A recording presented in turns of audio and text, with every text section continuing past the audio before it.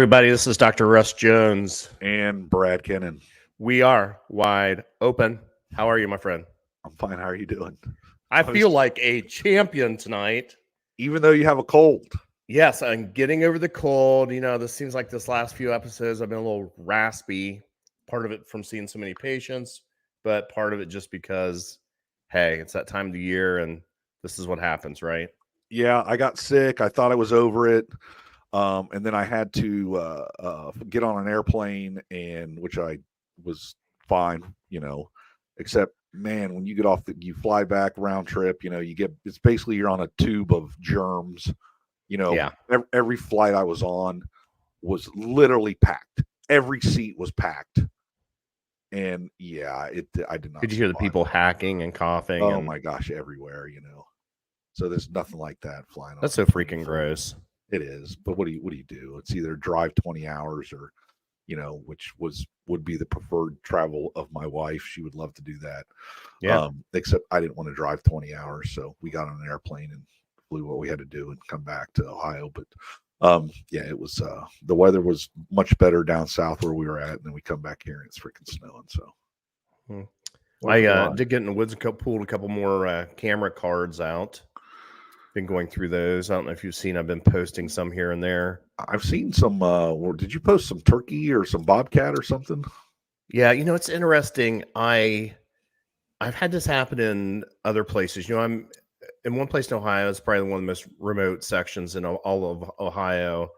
So you're driving there, it's remote, and then you're hiking in a couple miles and no one's around. And in the main hollow, which may run, this one ran like 6 miles.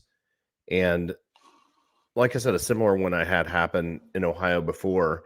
And then I'd have a side hollow that may run perpendicular, that the two cameras are maybe, I could throw a rock and almost hit them. I'm covering the main hollow and I'm covering this side hollow, both of them with creeks. And if the listeners listen to the video, they will hear the creek running because I'm trying to disguise the camera noise. Right.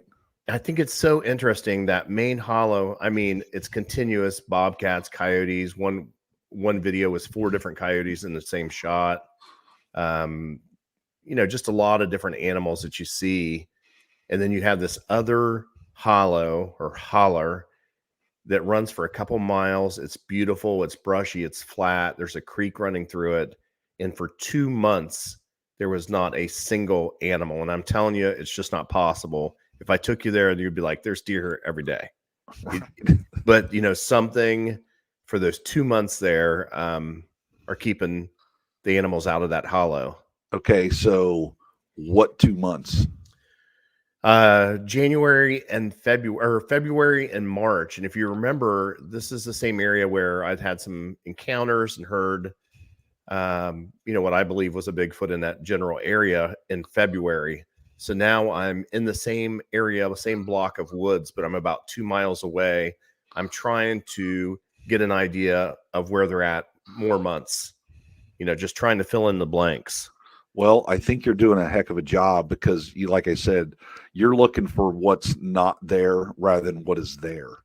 So I think that's a big piece of the puzzle that a lot of people may be missing, because they're always looking for that, that picture of Bigfoot waving at the camera. And I don't think they're going to get that. Yeah, I'd love to get that too. Yeah, I mean, it could be other things, right? It could be a mountain lion, could be, it could be humans in there that, it's hard for me to imagine. I think I would catch them on camera if there was. Right. I saw in the main hollow, like 2 mushroom hunters and a surveyor for the state. And that was really the only people that were through there in 9 months. Wow. Yeah, in Ohio, in West Virginia, I can remember I went almost 10 years before I saw someone on one of my cameras. You can get very remote here in very areas where just no one's at. But in Ohio, almost every single camera, you're going to have a human on at one time or another. Really?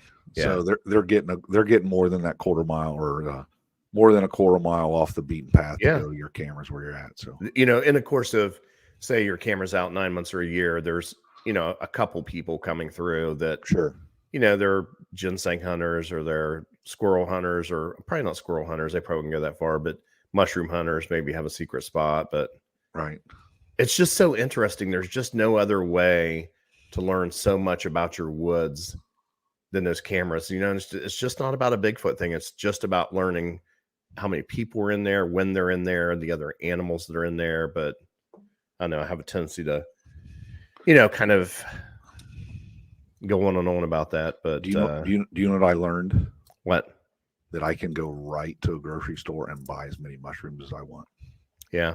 I don't have to look in the woods for them. Yeah. Yeah. I get that. It's just good for your health to be out there and get those steps in and imagine it. You know, you find this one secret place where there's going to be this virgin Bigfoot that's never encountered a human before, which I can't believe you'd ever really see that in almost any place. But, you know, I'm just jokingly being theoretical here. Right. But it's fun. It is fun. It's fun to dream, isn't it? I like to dream about winning the lottery too. So, you know, I'll tell you of all these things I've done and all the things I spend time with in the woods, the thing that is most remarkable to me is when I get a good witness and they have a good story and it just keeps you going. It does, which brings us to our witness tonight. So if you could build a witness, so there's that person. So let's say we have grandma driving her car down the road that doesn't get out very much, and she saw Bigfoot on the side of the road. I'm thinking, okay, grandma, it was probably a bush. It may have been a tree stump that you saw. I don't really believe that that you saw a Bigfoot. But if you said, okay, I'm going to build the perfect witness. So is what I'm going to do. I'm going to take an ex-military guy. He was a government contractor. He was a cop. He teaches firearms. He teaches an active threat class. So this man basically has been trained to not get flustered. And that is our witness tonight. And in fact, his name is Jacob. And Jacob, he is going to be audio only because he is so far in the depths of the government right now that we cannot even show his face. Here comes your tinfoil hat. This is on my tinfoil hat. But Jacob is he's with us this evening. Jacob, are you there? Yes, sir.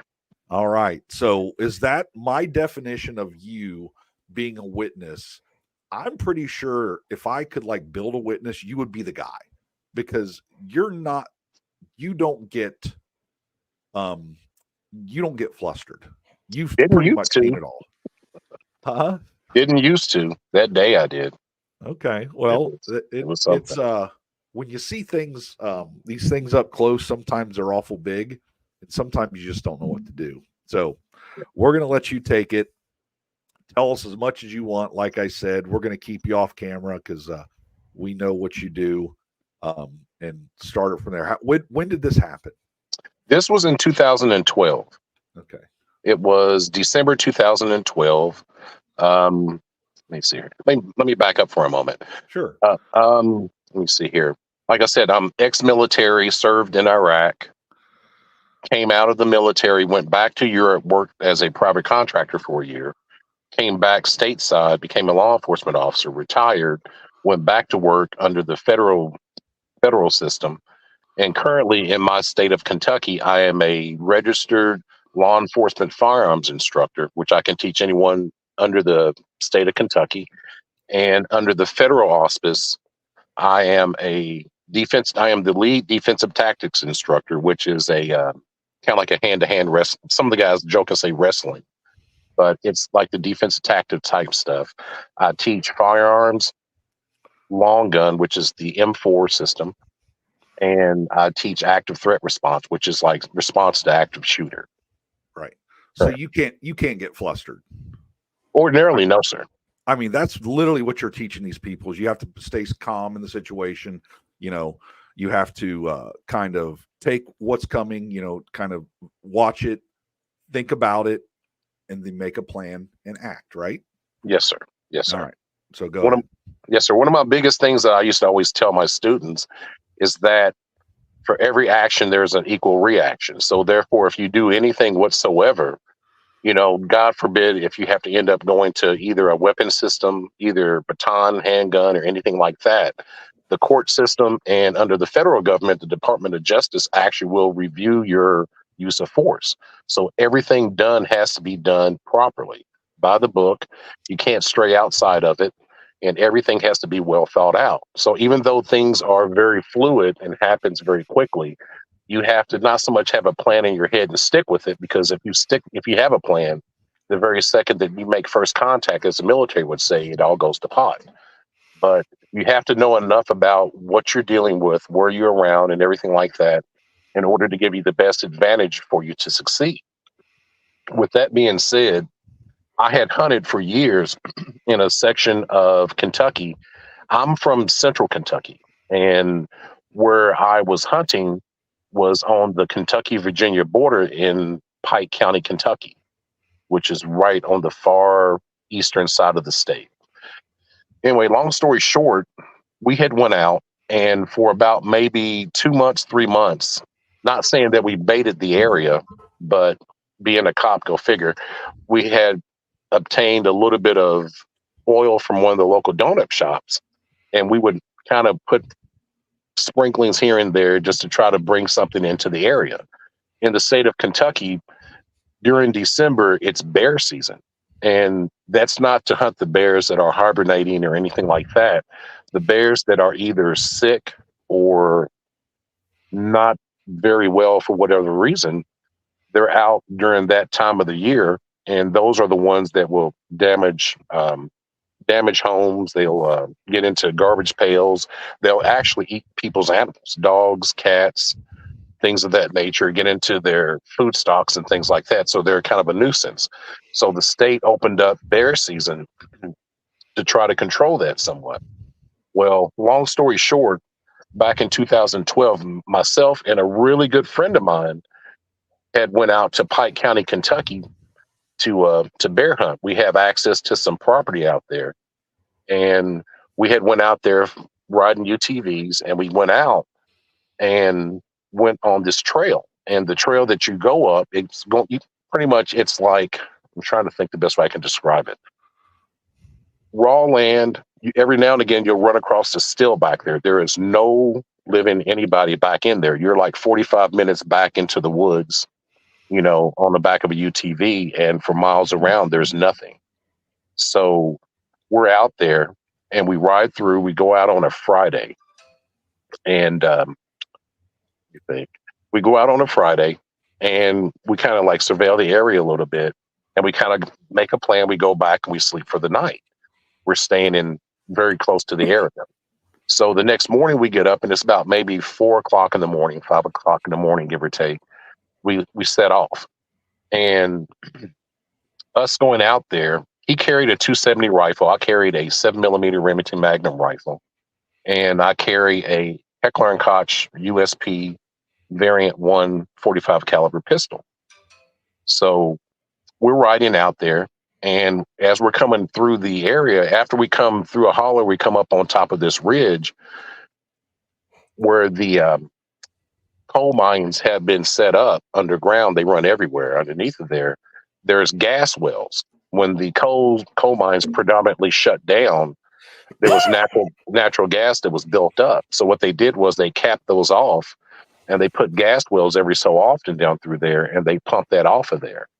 Well, we're riding down through there on these trails that's made by bulldozers, and there's trees across the roadway. So we move like the first couple, and as we get further back up in there, there's bigger ones and bigger ones to the point you can't really go around them so much.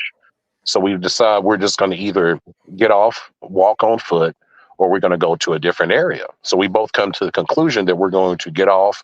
We're going to hike back into the woods about a few miles, see what we can make contact with. And if not, we'll go back to the vehicles and go someplace else. So we're walking. And about this time, it's about, I'm going to say maybe 7:30 in the morning, maybe 8, something like that. And we come across this one area, and I'm trying to think how I can describe it. It's a flat area. They have pushed a good section of the mountain off and flat. Hey, Josh, want to meet that guy? My radio's going up. I'm sorry. Anyway, Go ahead. they pushed a good section of the mountain off and flat. It's a hard rock bottom. And on the side of the mountain, there's these boulders, and they're from the size of a 5-gallon bucket to, way bigger than that. And they're just littered all down the mountainside down through there. The rain's cleaned all the dirt off of them and everything. And it's just a really rough area to go. So I'm not really thinking much about anything coming up or down that area. So we're walking. And I'm 6'3" and about 280. My friend is 6'2" and 270, 265, 270. So you're small people. Is that what you're telling us? Oh, yes, sir. Yes, sir. Ex-football players. Yes, sir. Okay. So we're going down through there, and I decide, we've been walking for quite a while, and I'm like, I'm just going to stop for a while. There was a section where there was a gas well and flat area. And rather than winding up to the very top of the mountain, because it just kind of corkscrewed up to the top of the mountain, he was going to go up to the top. And I'm like, I was just going to sit on this one area and I could overlook this valley below. So I'm sitting there and he goes off, and we both have cell phone service through there. And it's kind of shocking. I have AT&T, and I think he did as well. So I text him. He's like, everything's fine. And then he's like, something doesn't smell the greatest through here. I don't know. It smells like something's dead. And I'm like, that means animals is through here. So he goes a little bit further, and I'm looking around, and I don't hear anything. I don't see anything whatsoever. And then all of a sudden I look to my left, this kind of glass in the area, because without getting too much into detail, there's a specific way, if you're in the military, that they teach you how to look at area. You look horizontal one time, and then vertical several times, and then horizontal again, so that you're not like transfixed on just one area to the point where you kind of like will look over something. Okay, so just for my knowledge here, so if you have a wide area to look across, you look at it horizontally, so left to right. Yes, sir. Then Left to right. Okay. And then you go left to right, back to left, and you'll look up, down, up, down. You're watching, which for the military, you would watch for planes and things also. I'm not looking for anything like that. Sure. But for this wide area, there's another mountain range off from the bottom of this holler. So I'm watching all of that. So I'm looking up and down, up and down, up and down, up and down. And then I'm looking up, and I look back over from right to left. And I hear something to my immediate right. Okay. So I turn my head to my right, and I look, and I see this dark figure. It's blackish brown. It's crawling on all fours, and it's really low to the ground. And the thing that I can remember most about it specifically is that you could see, for the arms, you could see the biceps and the triceps contracting and, wielding as it's going on, as it's crawling over the terrain. And I remember I'm looking at it. So at first I'm thinking it's a bear. So I move my rifle up really slow, and I'm looking through the scope. And as I'm looking at it, I'm processing everything with it, fingers on the trigger. And I'm like, it doesn't have a neck. There's no snout. The ears aren't protruding. And like, say, for black bear, for instance, when you see them, a larger, what they call boar bear or male bear, the ears sit on the sides of the head, not so much on top. And this thing right there, it didn't have ears that protruded whatsoever.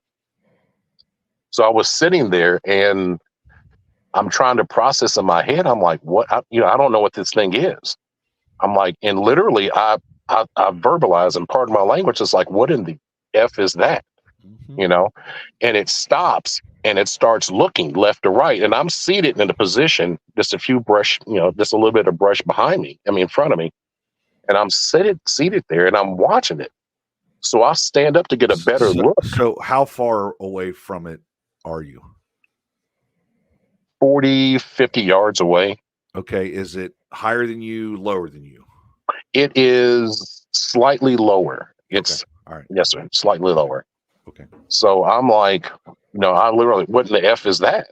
Right. And it stops. It hears me, but it can't, it's not, I guess it's searching for me, but it didn't find me. So I stand up, and I pull the rifle down to my side, and I'm looking at it, And this thing absolutely, and to say that I'm afraid of anything, if a gunshot happens or whatever like that, I generally go to it. There's no, not saying there's not fear involved, but you have to react and you have to react properly. And that's from Iraq to working the road. Those are the things that I go to and not away from. This thing, I can't really call it a growl. It's more of like a bark. I guess in a way it was like a loud vocalization. And when it did it almost like it hit me in the chest. I could feel the percussion coming off of this thing when it did it. And it just absolutely just locked me up solid. It froze me for just a few seconds. It seemed like forever, but maybe 3 seconds at the most. But it roared at me. It went at me, like didn't move towards me. It just vocalized towards me, kind of like sort of like to scare me or whatever. And I locked up for a second, scared, I will admit. And instinctive, when I was in the military, I carried an M4 predominantly. In Iraq, I carried an M4 and assault. Well, once you utilize a weapon system, that's the thing that you almost always are comfortable to go with. After going out of the military and working all the other jobs that I've had, my primary sidearm, with my primary weapon system was my sidearm, was a pistol. So instinctively, what I did was I pulled my rifle across my chest, which is a technique taught for, like, say, if it goes down, if you run out of ammunition or anything like that, you clutch it to your chest or you tuck it to your side. And I produced my pistol. And I drew my pistol and I aimed at this thing. And I remember looking at it over the sights. Sights are blurry. This thing, because I can't take my eyes off of this thing. And I'm aiming at it, slight pressure on the trigger, and this thing, it doesn't roar anymore. It literally goes. I'm sorry. No, you're fine. Okay. Anyway, I'll turn this down a little bit more. So anyway, you could see it changes, because at first it's kind of like it's in charge. It's going to scare me. It's going to run me away and everything like that. And the face changed. The face went from like an aggressive look of get out of here, you're not welcome or something like that, to almost concern. I mean, the face changed, and its lips, it made a perfect circle, and it made I'm not going to get it correct. It made a ooh sound, almost like an owl, but it was a little bit more higher pitched than that. And it stood up, and this thing took off running. And I mean, it absolutely flew. It went down that hillside, as rough as that terrain was, ran and was out of sight. And I'm sitting there thinking to myself, in my head, I'm like, what in the hell was that? Because I'm trying to process. Because to say that I was a Bigfoot believer, I was always like, you'll find a body. There's going to be one hit by a car eventually or something like that. And I would always chuckle when I would see the I believe thing all the time. Right. Well, I'm sorry. Well, I'm sitting there and I'm like, I'm trying to factor everything in. So I start playing everything over my head. When this thing was crawling, it had thick fur. It was like a brownish, blackish color, and it was very thick. However, where the arms would come into contact with the body, like say, for instance, around where the armpits and things were, the hair was wasn't as dense. It was a lot, it was more sparse. Okay. Well, I'm sitting there and I'm trying to process everything with it. And I'm sitting there and I'm just like, I'm shook up. I mean, it's literally, when this thing roared at me, the only experience that I've ever had in my lifetime, as far as an animal ever having any kind of an effect on me like that, when I was a kid, when Ringling Brothers Barnum and Bailey Circus would come around, we used to go every year. And I remember one year we went there, and for whatever reason, I guess the lions weren't very happy, and a lion roared. And when it roared, I mean, it was different. It wasn't the same sound, but it was the exact same effect. It just, pretty much everybody in the crowd just stopped in their tracks. We even knew that the thing was behind the cage and it's back off here somewhere, not even seeing it, but just hearing it just absolutely just stopped everybody in their tracks. And that's pretty much what this thing did. So I'm sitting there and I get up and I walk to the edge, gun still in hand. I'm visibly shaking. And I look at my phone and my buddy is like, are you okay? And I was like, he texted me. I was like, yeah. I was like, I I think I saw one. And he's like, well, he said when he was coming around, he had heard something kind of making its way back around my way. And he said he was trying to make his way back towards it, but it was moving faster in the terrain than he can actually move. Which, when I'd heard this animal, there were, like I said, there were rocks that were exposed, sitting out on, they were sitting out.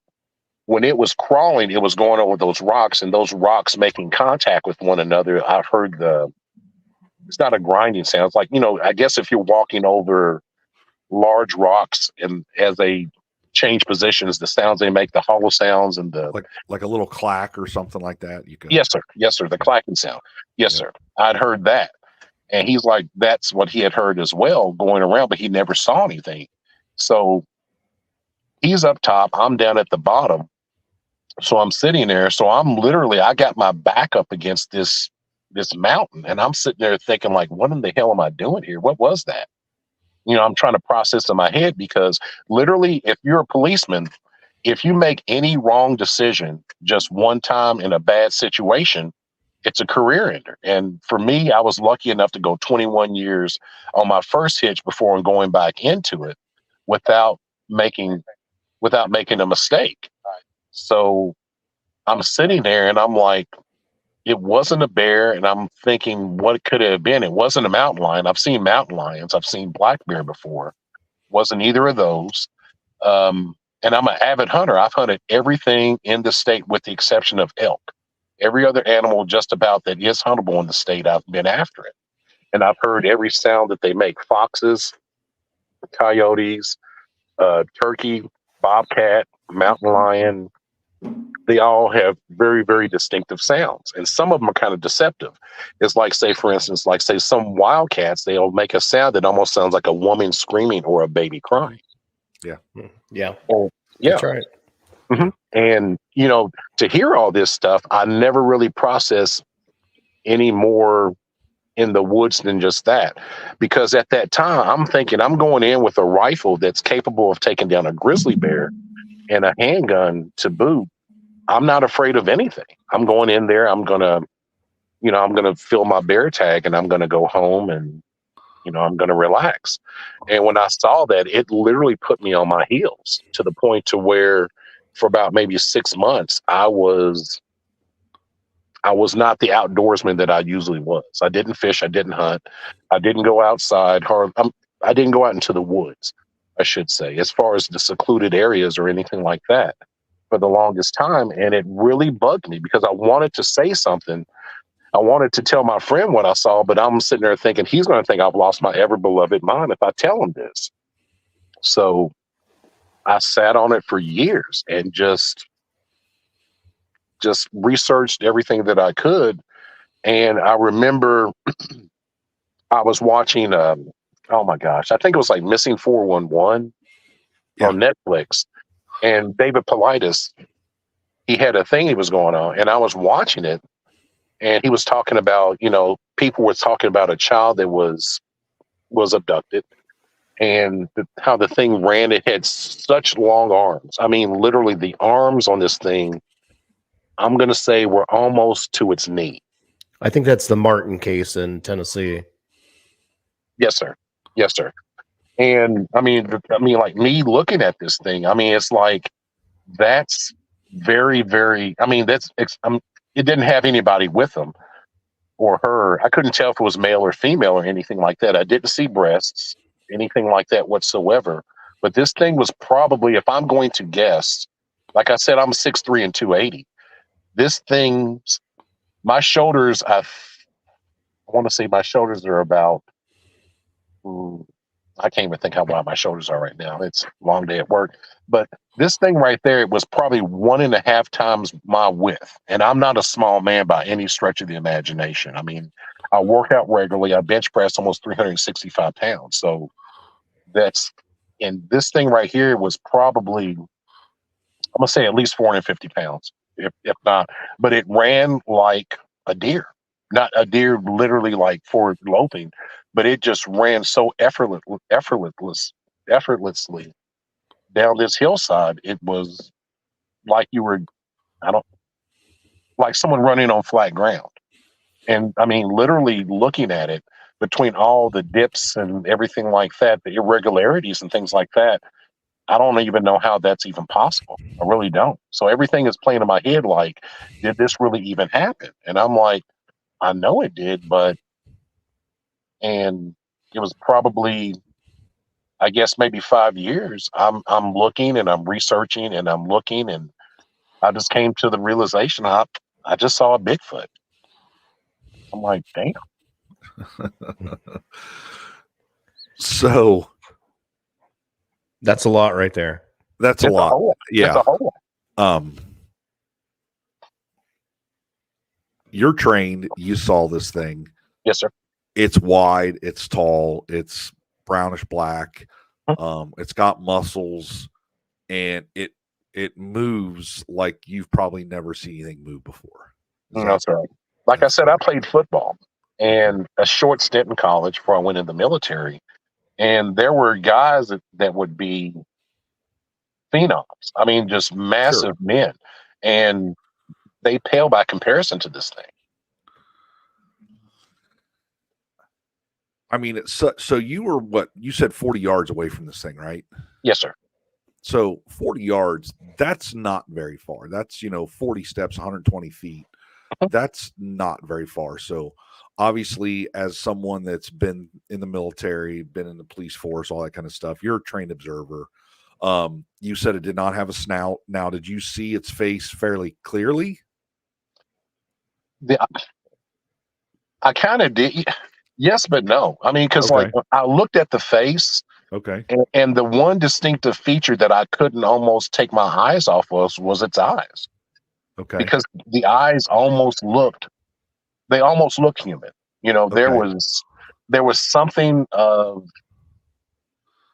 I'm trying to think of the proper word for it.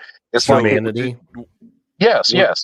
It wasn't like looking at, like, say, a deer or a dog or something, or a coyote or anything like that. Like, this thing had a little bit of intelligence to it or something. When you looked at it, it's kind of like it had a clue about its surroundings and trying to figure out first what's going on. And then once it roared, it just kind of, I almost went to condition black. I almost went completely, not pass out, but any chance at movement. It's almost like if you have a dream and you get scared and you're kind of stuck there, you can't really move for a second. That's where I was. And once I snapped out of it, I produced my pistol and was like, I guess this is it. I don't know what's going to happen. And once I did that, I went from a perplexed, I guess, stance of kind of, if you look at someone and they're like questioning something, almost like they're scratching their head, like, what is that? To a defensive postured position. I dropped down and, one hand on pistol, one hand on rifle. And I'm aiming at this thing in a position to where if this thing even made one semblance of a step in my direction, I was going to open up. And my guess is that once it realized that I was not afraid of it, you've seen the face change completely. I mean, like, it went from like being perturbed or bothered to concerned, and its lips formed a perfect absolute circle, and it made that sound. It stood up and it took off out of there like it was on fire. It was like gone. So do you think that it possibly recognized that you had a weapon? I mean, there's a lot of, you got to think if these things have been around, obviously when, it's kind of funny when we go in the woods, we make all this noise, and kind of the saying is, if you go in the woods and they're around, they know you're there. This is their territory, not yours. Yeah. So they know you're there, and they could be watching from afar. You could hear noise or something. You're like, I don't know what that is.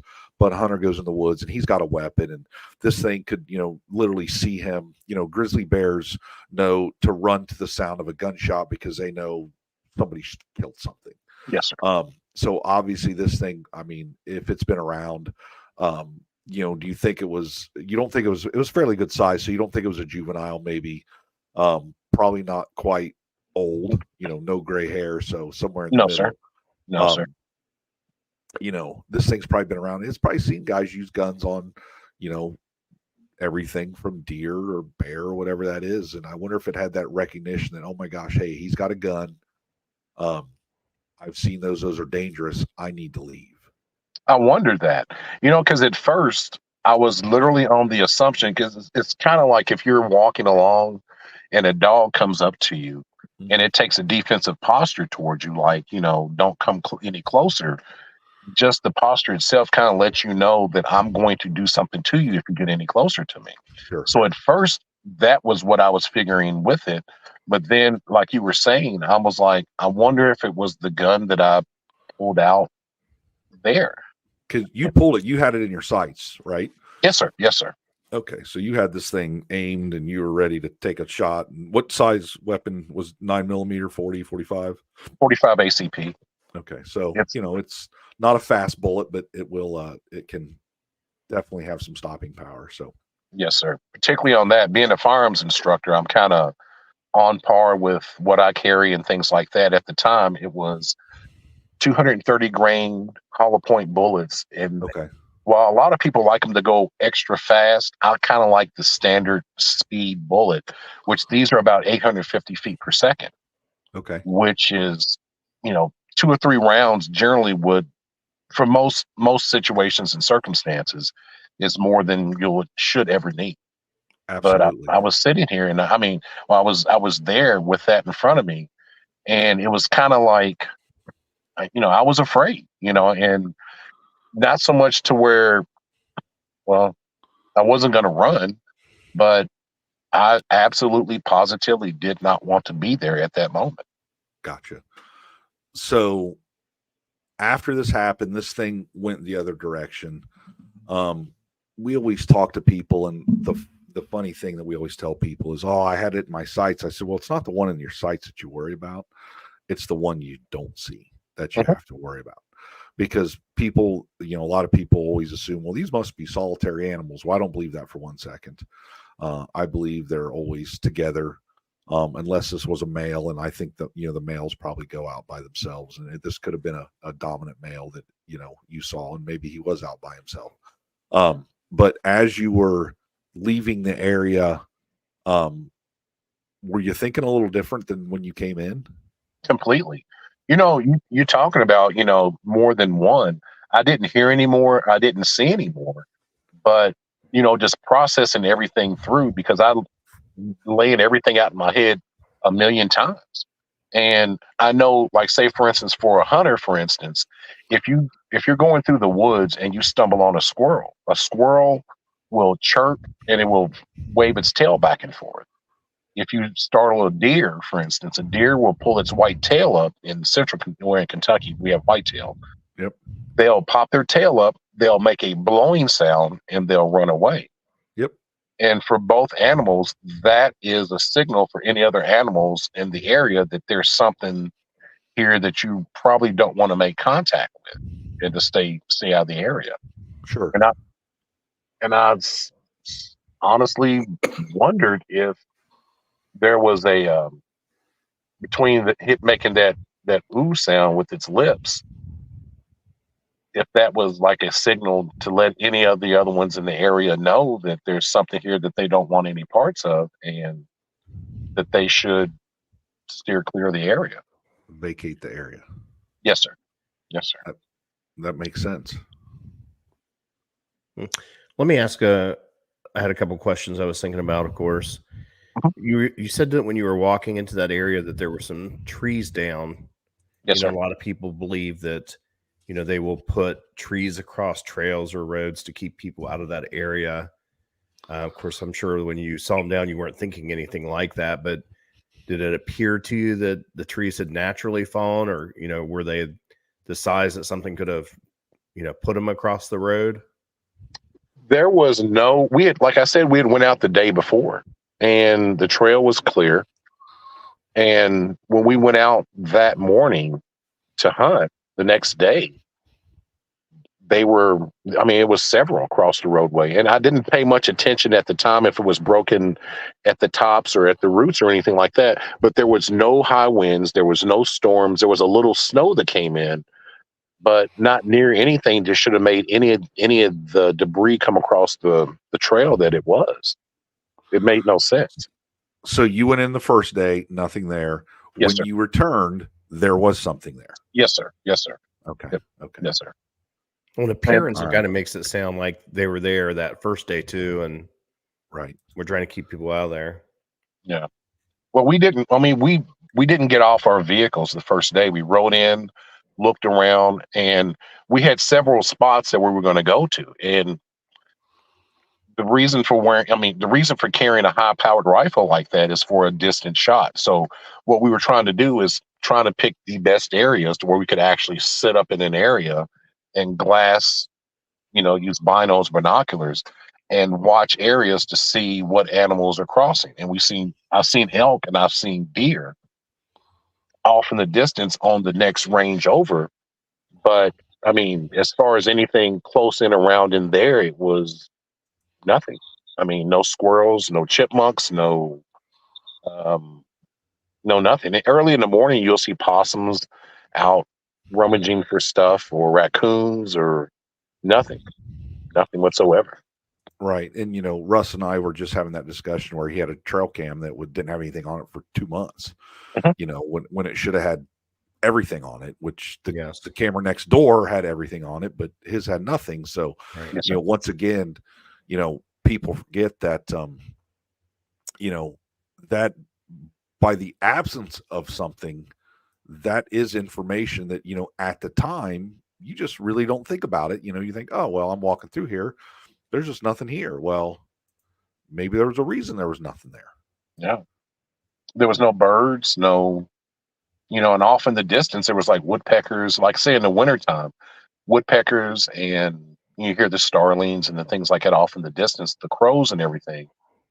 This one area, nothing whatsoever. And I don't, and it's very humbling to actually, it's kind of funny in a way. I mean, you change your opinion when you're proven, because like say as a cop for literally, how many years is it now? 26, 27 years for me.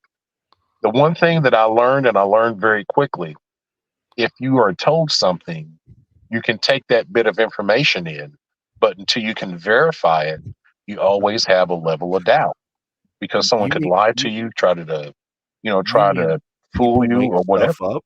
Yes, sir. Yes, sir. And, for me, for years, it was kind of like I had no definitive proof of what I saw. And, unfortunately, I did have a phone, but the whole idea of me having it out where I can take pictures, I was just going to, because I've hunted for years, and my phone never really came out as far as taking pictures until after I had bagged the game. Right.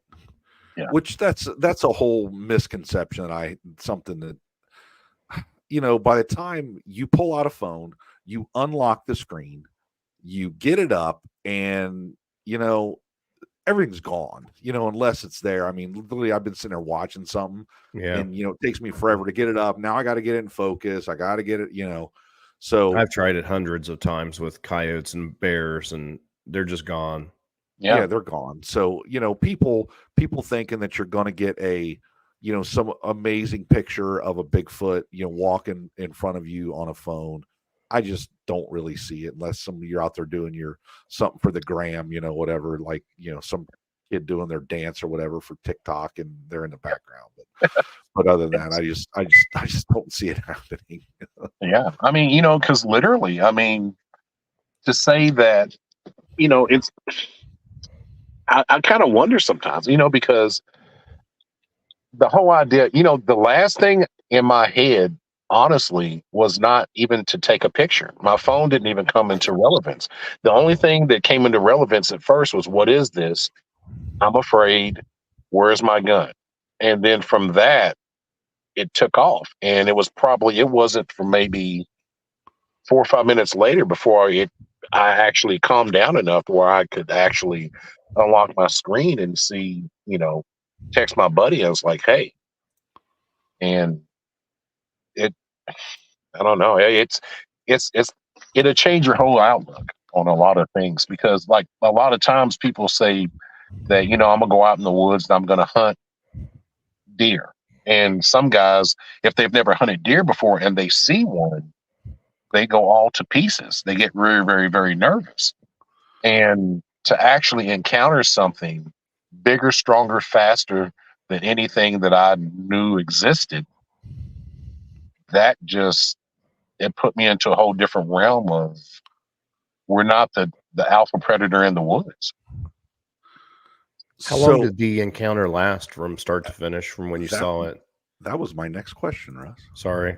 No, my bad. I was just saying like minds think, or something like that. And great minds. There you go. Great minds think alike. There you go. I'm going to go maybe 15 seconds, maybe.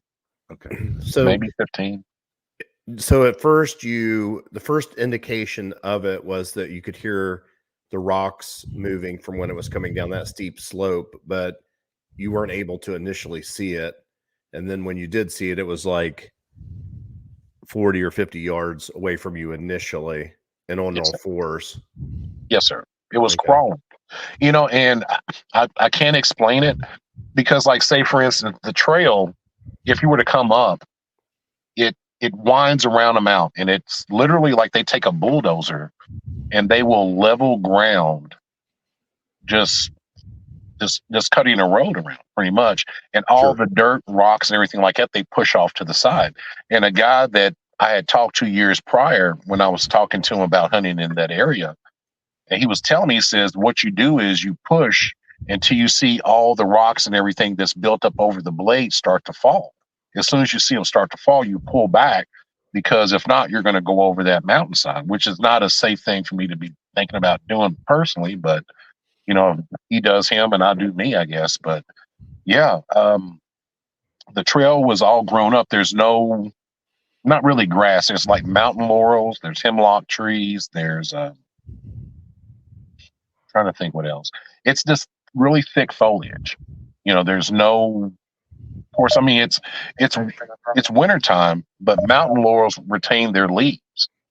So there's, I don't know. I mean, I heard it, turned to my right, and it was there. It's almost like, say, if you ever hunted at all, a squirrel makes more noise in the woods than a deer does, or as small as they are, Yeah, absolutely.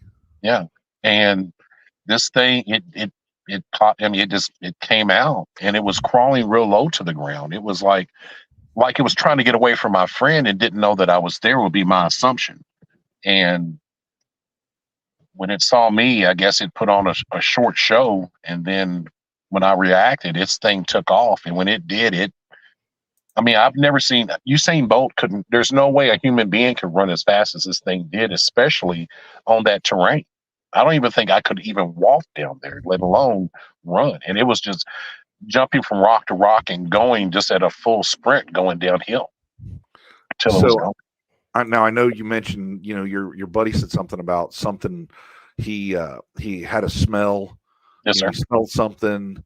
Something maybe was dead around here or something like that. Yes, now, sir. Was that kind of in the same direction or same area that this thing came from? Because like what percentage of encounters have a smell? 15%. About 15% of encounters have some sort of smell. Okay. Which I've smelled one once, and it did not smell very well. It's very sick. Yeah. So I assume that's probably what he smelled, right? I would think so. We were talking, because after he came back down and he saw me, and I was like, kind of like pacing back and forth. I'm like, yeah, I'm ready to get out of here. And he's like, well, we're going to go to the next range. And I'm like, I think I'd rather just go back to the house and just chill. And he's like, what? And he's like, we drove all the way out here. It's like 2.5, 3 hour drive one way. Right. And he's like, we end up hunting some more, on different ranges. Never saw anything else. We stayed together for the rest of it. And, to say that I was a little girl hanging on to I just wasn't willing to separate, just me thinking that something like this was out there wouldn't be good. I just made it a point that we stayed together from that point forward. Gotcha. But never saw anything else. I mean, never encountered any more after that. It was dead territory. Were you relatively close to where the encounter happened?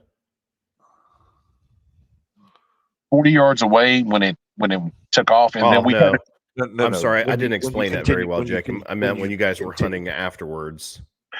We went down that hill. We went down that mountainside, down into that holler, and at the very bottom of it, there's a creek, and we were down in there, and back up the other side where I'd seen wildlife before, but by then it was probably I couldn't tell you exactly what time it was.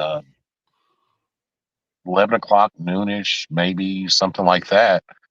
It's just real slow going up through there.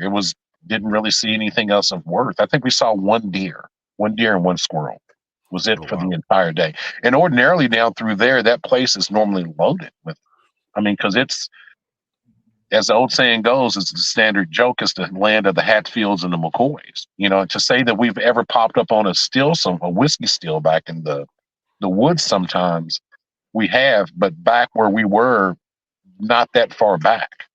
Those are generally within the first mile or two off the roadway, and we were several miles back up into the sticks.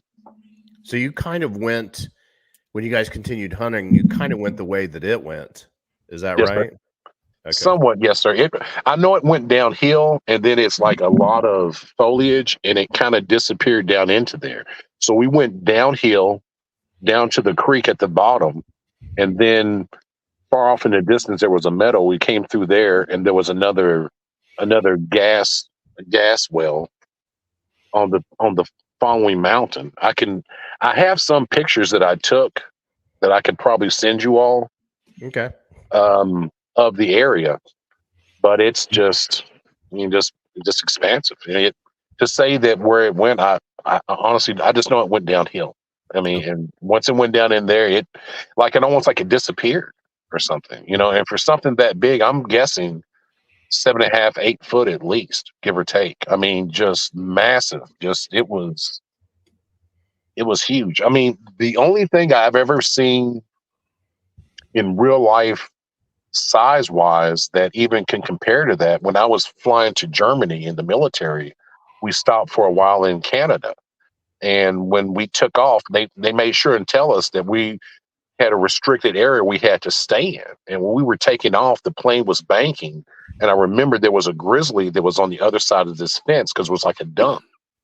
And this grizzly was running. I remember how massive it was then, and I'm sitting there thinking, I've got an M4 with no bullets. If we crash, we are so in trouble, But I was the slowest guy in my unit, so that's at least an advantage there.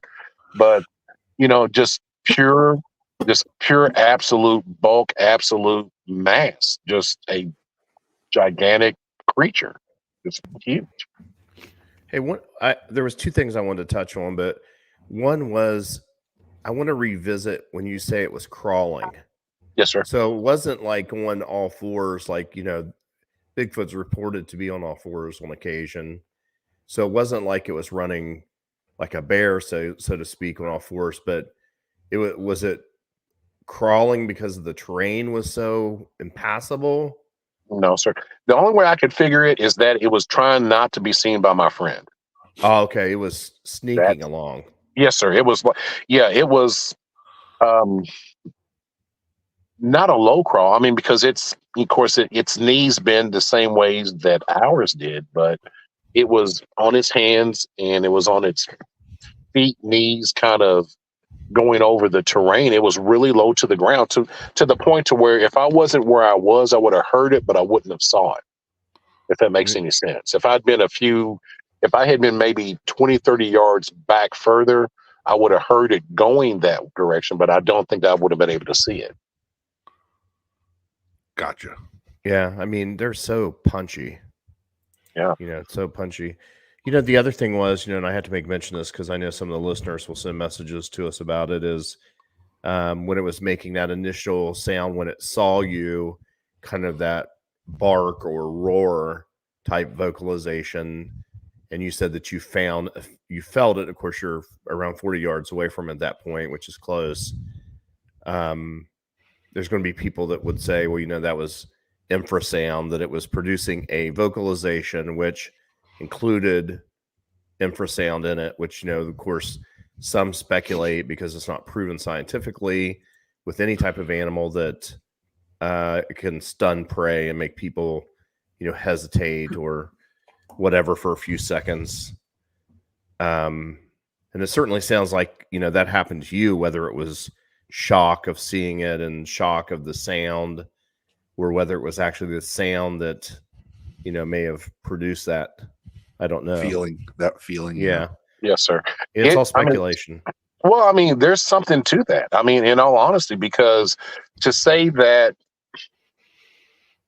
and not braggingly saying this, but gunshots, explosions, people screaming, things of that nature, I don't freeze. I never froze once in Iraq. I don't freeze on the street. I'm not.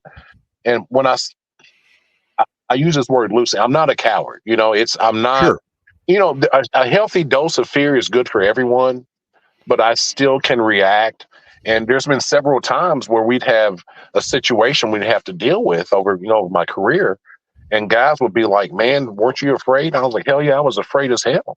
And they're like, really? I'm like, yeah. And I said, but we had to get it done. So Right. for them seeing me, it's kind of like I'm just acting without any fear, kind of like Rambo or something like that, which I'm not. I am not.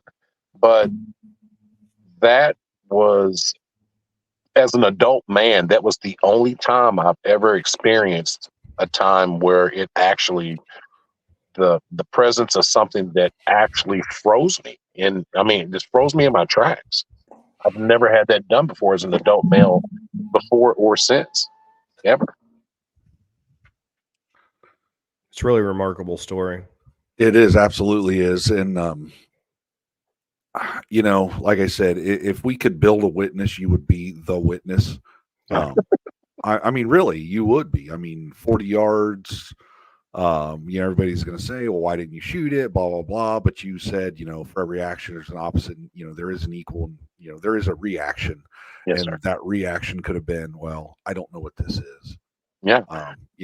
It was on two legs. It could have been whatever. It could have been a Hatfield jumped over the cliff in a giant ghillie suit. You didn't want to kill him. So, yeah. But obviously that's not what it was in hindsight. So no, not even close. Because I thought that through so much.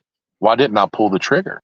And, the eyes were almost human, but I'm telling you, as far as back as we were, if anybody was back there running around in a gorilla suit, would be just amazing in and of itself. Like I said, we were hours back off this trail. And a little touched in the head, you think? Oh, extremely. But it crawling, the musculature of this thing was so defined. Like, say, when it's crawling, because once it took off running, all I can tell you is that it had a backside and those feet were massive as it was trucking going down the way. But as it was crawling, I'm sitting there looking through my scope and I'm watching it. No neck, no ears protruding, no bear snout.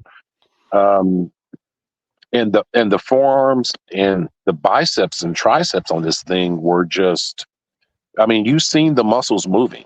For anyone to have a suit that can actually do that, I guess Hollywood would have to come into play or something on that. I don't even know if that's even possible. I don't probably not in the reclaimed mine in eastern Kentucky. I don't think so. Yeah. Oh, yes, sir. It's as far as back as we were. It was. I don't know. We didn't encounter any other people at all back in there. No one. There was like an old still on the way out because we took a different way back. We came across an old whiskey still, but it was all rusted and things like that. But we never encountered another person at all the entire time. We never saw another UTV, ATV, dirt bike, person walking, nothing whatsoever the entire time we were back up in there. It was just he and I. That was it. Right. Okay. Well, Jacob, if you can believe it, it has been an hour already. Wow. Yeah. It Went has quick. been an hour. It goes quick. You are a wonderful guest. Yeah, you did a great job. You did a great job, and we appreciate you coming on. And hopefully, we did not out you in any way, shape, or form, so you can go about your business.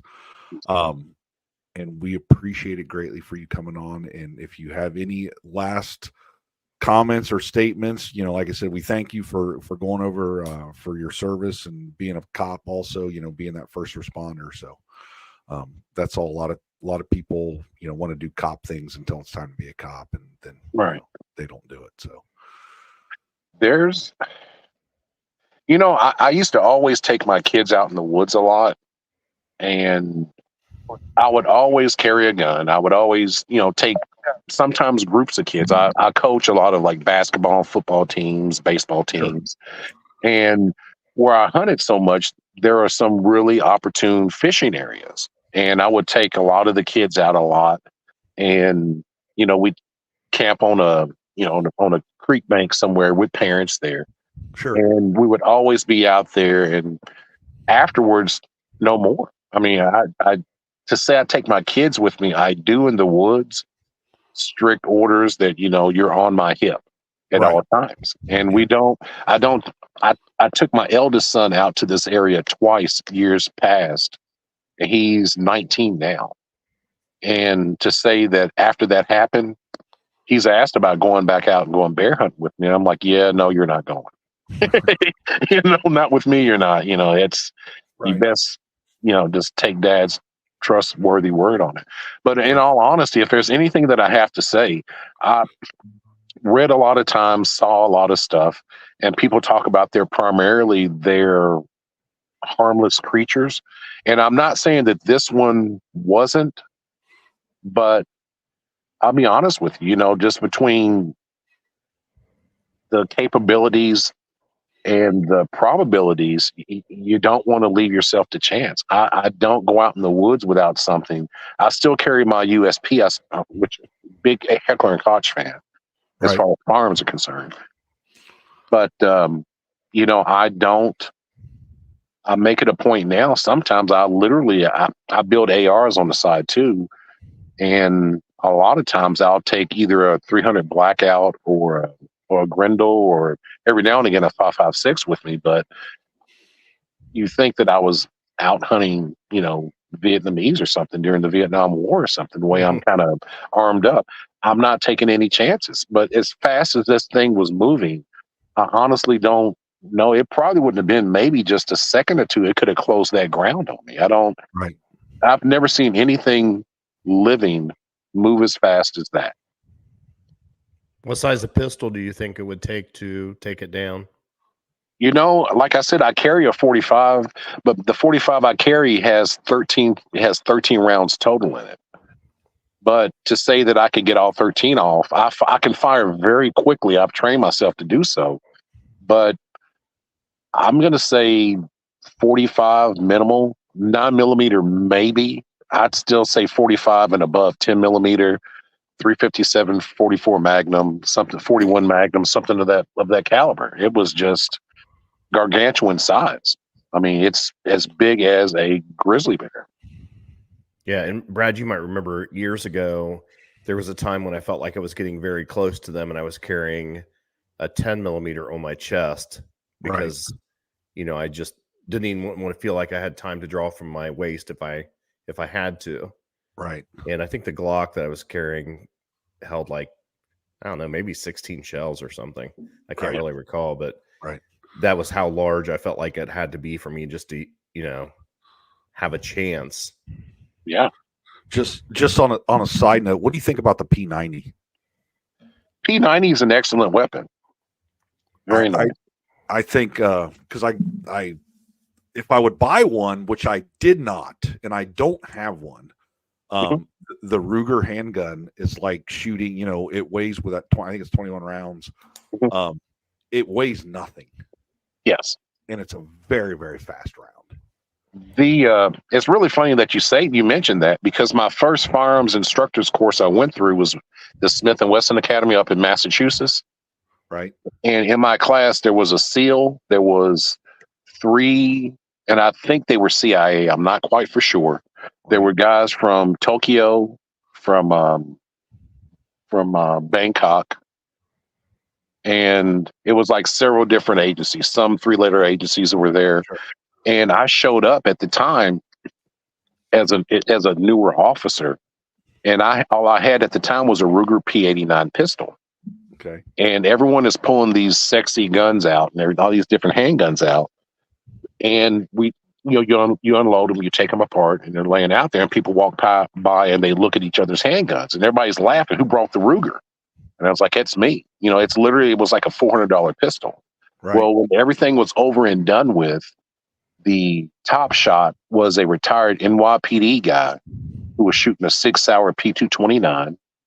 The second shot a Beretta 9mm, and I was third. I outshot the SEAL, I outshot the 3-letter agency guys and everyone else, which I am not bragging, but I've shot guns since I was probably 6, 7 years old.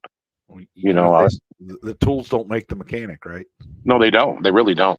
As a child, I can remember I would get a BB gun, and I remember my father used to lose his beloved mind because he wanted his yard nice and pretty. Well, if he ever let a dandelion pop up in the yard somewhere, I'd stand on the front porch and shoot it off, and the little seeds would blow everywhere.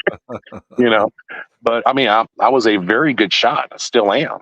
My last instructor's course, I got top shot on, and the guy that I outshot for that honor trained for 4 years. He was not a SEAL. He was a Navy. He was a squid.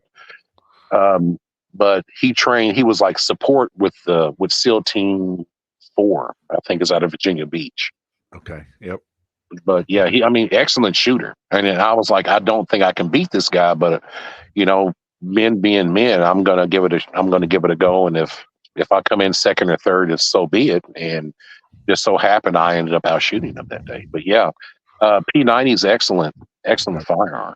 Yeah, I like the round. You know what I mean? That big that round is, like I said, it's a high velocity round, and there's a lot to say. Supposed to be very accurate. So yes, sir. And for that being said, my understanding of that one in particular, there's almost no recoil. No, there is not. No, yeah. Because let's say I bought the carbine also, which I have not. The magazines can swap back and forth, I've been told. Yes, sir.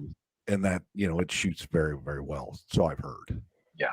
So anyway, on that note, Jacob, we appreciate your time. I know you're still at work, and I know you have to get to doing something. It's late. I really appreciate you. You and I have corresponded a lot and text some, and I've enjoyed getting to know you, and appreciate you taking the time. Yeah, yes, sir. Definitely I appreciate it. Definitely. Yeah, and I appreciate you all as well. In all honesty, years ago, I'm just trying to rationalize through everything, just going back and forth on it. And, to say that I've not watched a lot of, shows, cryptid shows, things of that nature afterwards would be an understatement. And I was kind of holding back on whether I say anything to this or not, because it's like, just as far as for profession's concerned, like I was saying, to say I have evidence laid out that I can say that I have definitive proof that this happened and everything like that, I do not. But I'm sitting there and I'm reading some of the experiences and the things that some people are coming forward with. And, this is the platform to where I could actually, it's almost like a weight lifted off my chest. I could actually say it, and it's just kind of like, I can breathe a little bit easier now, because I was just keeping all this in for so long. And while, it's not coming back with my name, social security number, date of birth, and everything like that, I'm saying that it's me, just because of work, because God forbid, between U.S. District Court and we actually testify sometimes in state court, I'd be that guy, and I'm just like, did you say that you saw a Bigfoot? Yeah, I can see Yeah, like yes, sir. Yeah, prosecutor pulling that up or something, whatever. yeah, and they're notorious for stuff like that a lot. Yeah, defense attorney somewhere. So anyway, well, I just want to let you know you've been our longest witness. Usually Russ is gone by now because he's having a meltdown. I need to eat again, right? He's not getting his protein in. So my protein. He's got to eat every hour, otherwise he starts fading. He starts fading away. So butter and crackers. Yeah. So Jacob, I appreciate it. We appreciate it, and maybe someday we'll go hunting. Sounds good. I like Kentucky, so sounds good. There's some spots. I tell you what, and literally after that, just real quick before I let you go. Yeah. To be out in the woods every time, I would always, like I said, different vocalizations. You hear things, and like say, the amount of sounds that a fox, for instance, would make, I'm very familiar with quite a few of them.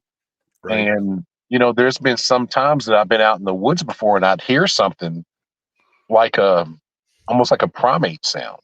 And whereas before I'd always just dismiss it and just keep right on going with it, I actually key in on it now. And it's you have to think about it, don't you? I really do. Because before it was never even a conclusion in my head. And now I hear that and I'm like, there is no animal in this area at all that makes that sound. Yep. It's just kind of makes you think. It really does. It really does. We're not the only show on the planet. I'll just say that as far as when it comes to bipedal type. Walking on two legs, right? Yes, sir. Yes, sir. Yes, sir. All right, Jacob. I appreciate it. Have a good evening, my friend. Yes, sir. You too, Doc. All right. Thanks. All right. All right. Well, that was a very interesting interaction. Here's someone that is trained in being a witness, and he's not a man that shies away from action, and he literally talked about it for an hour. So yeah, we got to believe that. And I just want to throw this out. Dude. Yeah, I just want to throw this out there, Russ, that the NOAA is it's funded by it's funded by the Biden administration and the administration of our government. It's got a $5 billion a year budget. And from 2016 to 2023, there's been 212 whales that have died off the east coast of the United States, and they call it a mass casualty event. They've started putting wind turbines out there, and in fact, if you look back in the 60s, the federal government or the U.S. Navy, I think it was the 60s, the Navy, they admitted to killing whales with sonar, so that their sonar testing actually killed whales. It caused the death of whales. So look who pays your bills. Whales are dying off the East Coast. I believe it's from the implementation and the construction of wind farms, driving those pilings into the bottom of the sea. And that's my thought on that. And you know exactly why I'm telling you this. Yes, I do. All right. Hey, like, subscribe, push that button up there for us if you would. Yep. And Brad and I always working to bring you some witnesses. Brad and I got a lot of stuff of our own going on here in the next few months too. Yep. That we'll be sharing. Keep listening. All the podcasts, wideopenresearch@gmail.com, the Bigfoot Doc. West Virginia Bigfoot on Facebook.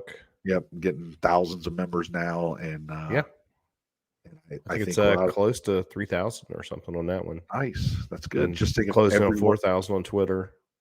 Wow, that's you're jumping the shark on Twitter and getting up there, aren't you? So, if we would just take a little bit of time and do some stuff, but we're just both busy doing our stuff, and I always just want to be in the woods. But we do appreciate everybody that takes the time to listen, and a lot of you reach out to us, and we've been getting some emails, and when we're going to talk about some of those emails when we get an opportunity here coming up. So, other than that, we're out of here, right, Russ? Yes, sir. Thanks, everyone. All right.